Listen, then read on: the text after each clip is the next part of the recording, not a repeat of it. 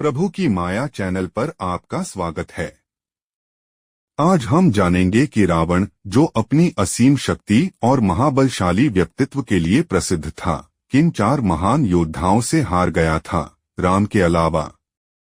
यह कहानी आपको रावण के जीवन के उन पहलुओं से अवगत कराएगी जो आपने शायद पहले कभी नहीं सुने होंगे।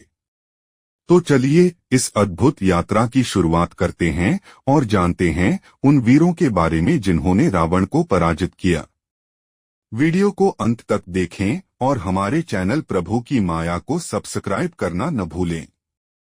जय श्री राम। बाली से रावण की हार। एक बार रावण बाली से युद्ध करने के लिए पहुंच गया था। बाली उस समय पूजा कर रहा था।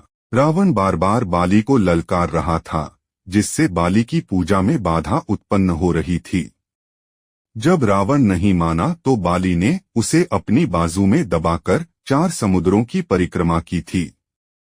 बाली बहुत शक्तिशाली था और इतनी तेज गति से चलता था कि रोज सुबह सुबह ही 4 समुद्रों की परिक्रमा कर लेता था। इस प्रकार परिक्रमा करने के बाद सूर्य को अर्घ्य अर्पित करता था। जब तक बाली ने परिक्रमा की और सूर्य को अर्घ्य अर्पित किया, तब तक रावण को अपने बाजू में दबाकर ही रखा था। रावण ने बहुत प्रयास किया, लेकिन वह बाली की गिरफ्त से आजाद नहीं हो पाया। पूजा के बाद बाली ने रावण को छोड़ दिया था। सहस्त्रबाहु अर्जुन से रावण की हार।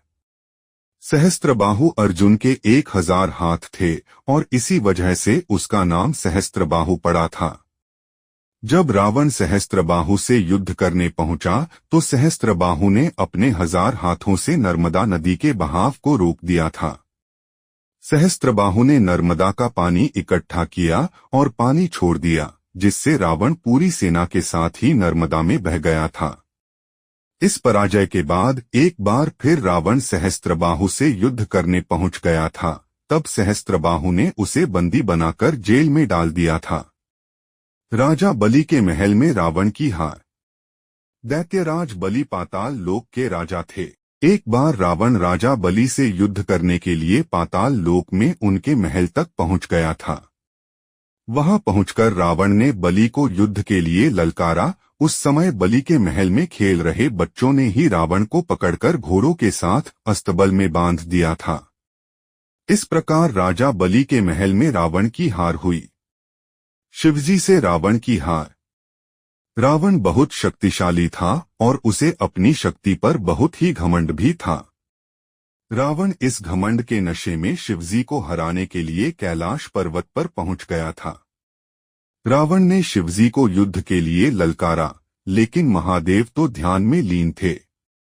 रावण कैलाश पर्वत को उठाने लगा, तब शिवजी ने पैर के अंगूठे से ही कैलाश का भार बढ़ा दिया। इस भार को रावण उठा नहीं सका और उसका हाथ पर्वत के नीचे दब गया।